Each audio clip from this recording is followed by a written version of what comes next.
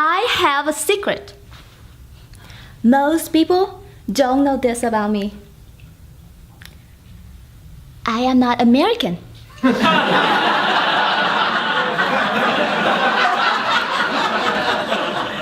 from a city in Vietnam where every day is a sort of Halloween.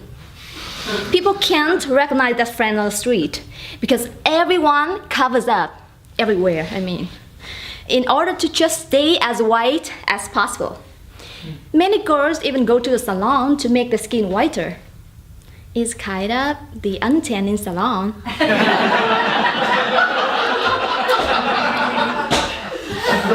Crossing the street in my city is basically an Olympic sport. I would describe it like an old video game called Frogger. Everyone in my city is against public display of affection. Miley Cyrus would not do well there.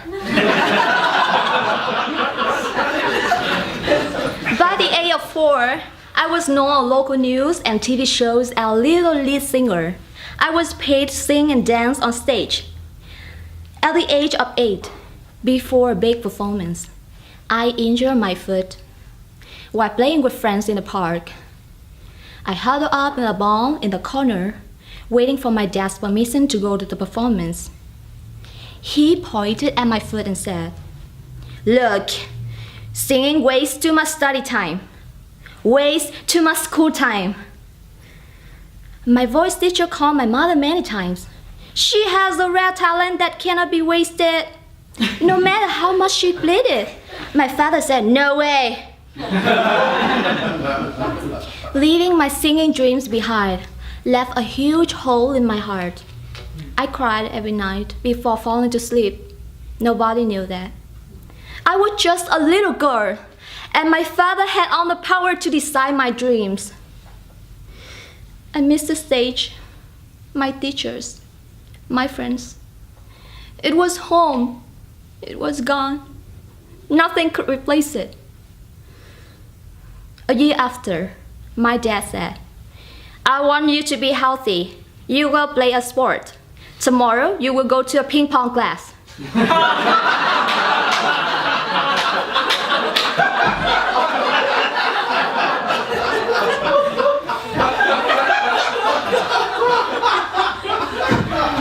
He bought a ping pong table and set it up in the middle of our living room. He bought top-of-the-line rackets, balls, and all sorts of cute sportswear, shoes, hats, bags, and everything. Every fashionable item related to ping pong.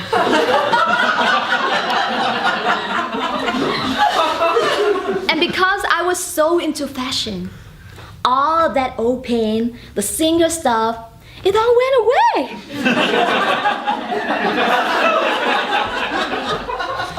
I began to practice 3 hours every day. My dad hired the best coaches in the country. After 3 months, I got my first medal. There was only 4 teams, and my team finished last. But there was a tie for 3rd place. And we won the bronze medal. All I could say to myself was, "Wow."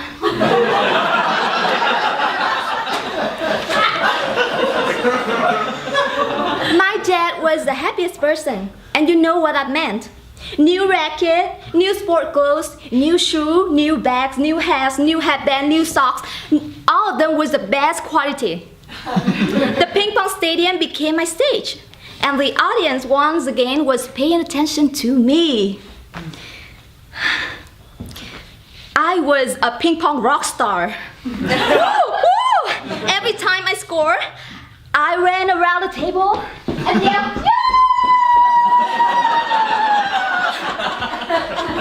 I was kind of back on stage yelling instead of singing. And the audience loved it. They loved me. That's what I wanted.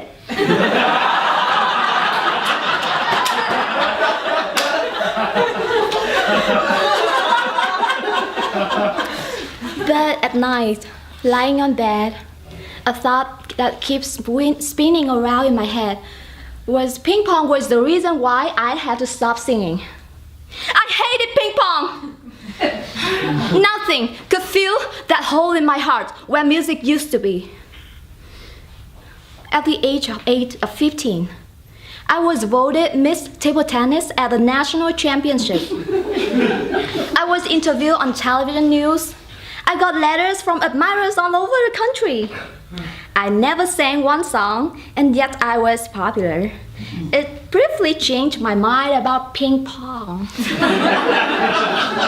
People would stare at my outfit, my hair, as I proudly walked the street of my hometown.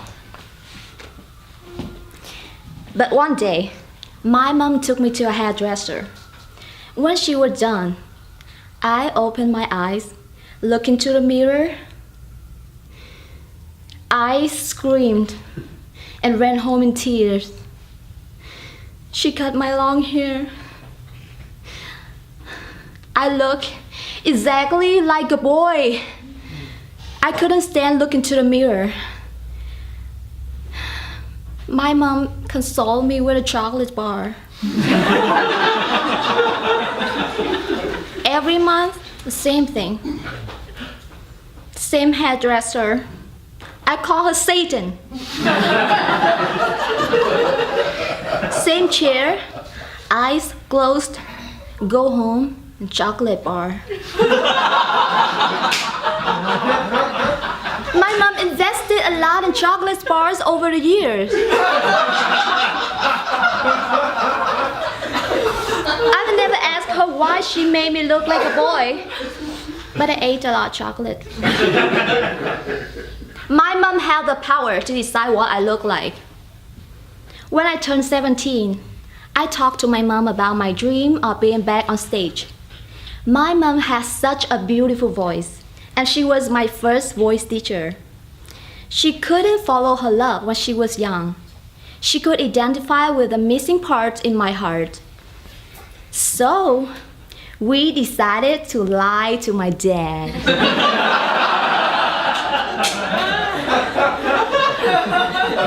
My mom snuck me into a vocal class.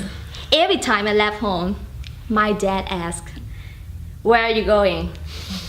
I said, "Dad, I'm going to a physics class." "Dad, I'm going to a math class." "Dad, I'm going to applied quantum mechanics class." 365 days of lying. The happiest 365 days of my life.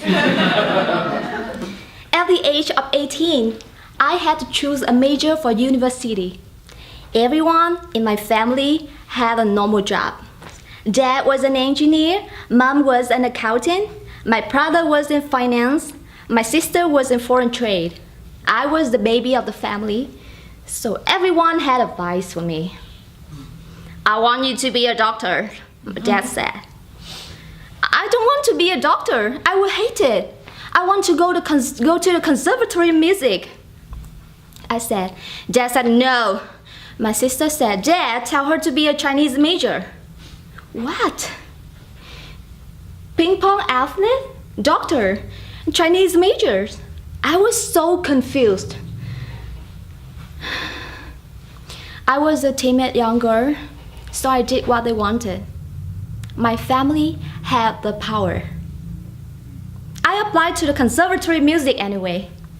When my acceptance letter came, my father looked at it and said, "Keep it as a memory." I said, "Do you know how hard it was for me to get this letter? There was over 1,000 singers applying." He said, "It's not for you. Stick with the Chinese major." I couldn't hold back my emotion anymore. Then I realized the power of tears.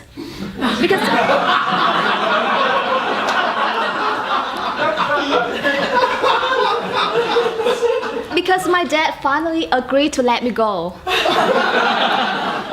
You know what I thought? I should have a cry in front of my dad 10 years earlier. Going to the Conservatory of Music was my dream come true. It set me on a journey 10 years after leaving music. I was singing on TV shows again. My parents were so happy and proud. I had always thought that my dad said no to my singing because he didn't like art or music. But he finally told me the truth. I didn't want you to get into the entertainment business because it's full of temptations for young girls. I love you. I just wanted to protect you. In 2014, I made my big move to Hollywood. I now have the power to make my dreams come true. The power to sing what I want, the way I want. The power to grow my hair long. And even the power to tell you all of my secrets in this moment. I now have the power to be myself. Thank you.